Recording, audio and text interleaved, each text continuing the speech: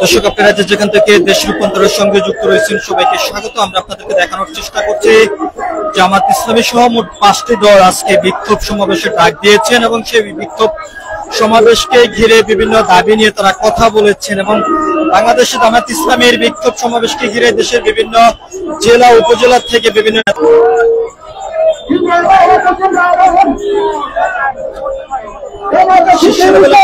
বক্তব্য দিয়েছেন। বক্তব্যের মধ্যে দিয়ে তারা যেমনটি দাবি করেছেন যে আইনি ভিত্তিতে জুলাই সনদ দিতে হবে, এর পাশাপাশি যে পিআর পদ্ধতি নির্বাচন দিতে হবে এবং সেই পিআরের মাধ্যমে সকল রাজনৈতিক দল অংশগ্রহণ করার সুযোগ পাবে। পিআর পদ্ধতিতে নির্বাচন না দিলে আবারও ফ্যাসিস্ট সরকার নির্বাচিত হবে বলে এই দেশে এমনটি অভিযোগ করেছেন এখান থেকে ইসলামিক বিভিন্ন রাজনৈতিক শীর্ষ লেভেলের নেতারা। আমরা আপনাদেরকে দেখানোর চেষ্টা করছি তাদের সেই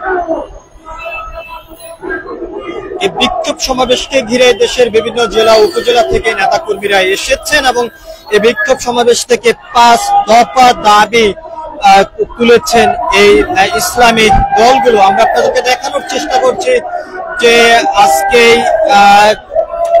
রাজধানীর ঢাকাতে বিক্ষোভ সমাবেশের ডাক দেওয়া হয়েছে। গতকাল আগামী দিন কালকেই সারা দেশের প্রতিটি বিভাগে বিক্ষোভ সমাবেশ হবে, এর পরের দিন আবার প্রতিটি জেলা উপজেলায় বিক্ষোভ সমাবেশ করা হবে এমনটি এখান থেকে বলেছেন শীর্ষ লেভেলের নেতারা। আমরা আপনাদেরকে দেখানোর চেষ্টা করছি আজকের এই বিক্ষোভ সমাবেশকে ঘিরে দেশের বিভিন্ন জেলা উপজেলা থেকে যে সমস্ত নেতাকর্মী এবং সমর্থকরা এসেছেন সবাই স্লোগান দিয়ে এই বিক্ষোভ সমাবেশে অংশগ্রহণ করেছেন এবং মিছিলের কিন্তু তারা স্লোগান দিয়ে যাচ্ছেন এবং পিআর পদ্ধতি নির্বাচন চাচ্ছেন এমনটি কিন্তু এখান থেকে বিক্ষোভকারীরা বলে যাচ্ছেন। আমরা আপনাদেরকে সেই চিত্রটি সরাসরি দেখানোর চেষ্টা করছি।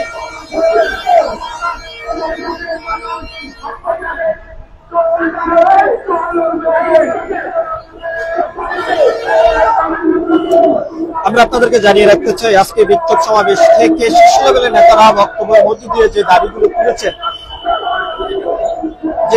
তুলেছেন যে পিআর পদ্ধতিতে নির্বাচন দিতে হবে, জুলাই সনদ আইনের ভিত্তিতে প্রদান করতে হবে, এর পাশাপাশি গণহত্যার সঙ্গে যারা জড়িত রয়েছেন সবাইকে বিচারের আওতায় নিয়ে বিচার করতে হবে, সেই আহ্বান এখান থেকে আজকে শীর্ষ লেভেলের নেতারা বক্তব্যের মধ্য দিয়ে বর্তমান অন্তর্বর্তীকালীন সরকারের কাছে সেই আহ্বান তারা করে গিয়েছেন। আমরা আপনাদেরকে দেখানোর চেষ্টা করছি বাংলাদেশে জামায়াত ইসলামের যে বিক্ষোভ সমাবেশ শেষে যে বিক্ষোভ মিছিলটি শুরু হয়েছে বাইতুল মোকাররমের দক্ষিণ গেট থেকে, সেই চিত্রটি আমরা আপনাদেরকে সরাসরি দেখানোর চেষ্টা করছি। বাইতুল মোকাররমের দক্ষিণ গেট থেকে 0 পয়েন্ট পল্টন এলাকা হয়ে বর্তমানে প্রেস ক্লাবের সামনে বিক্ষোভ মিছিলটি অবস্থান করেছে। আমরা আপনাদেরকে সেই চিত্রটি সরাসরি দেখানোর চেষ্টা করছি। দর্শক, আপনারা যেখান থেকে দেশ রূপান্তরের সঙ্গে যুক্ত রয়েছেন সবাইকে আবারও স্বাগত জানাচ্ছি। আমরা আপনাদেরকে জানিয়ে রাখতে চাই 7টি রাজনৈতিক ইসলামিক দল একই সমানে তারা এই বিক্ষোভ কর্মসূচির ঘোষণা দিয়েছেন এবং পিআর পদ্ধতি নির্বাচন চাচ্ছেন এবং আইনি ভিত্তিতে জুলাই সনদ প্রদান করতে হবে সে দাবি এখান থেকে বিক্ষোভ সমাবেশ থেকে তারা করছেন।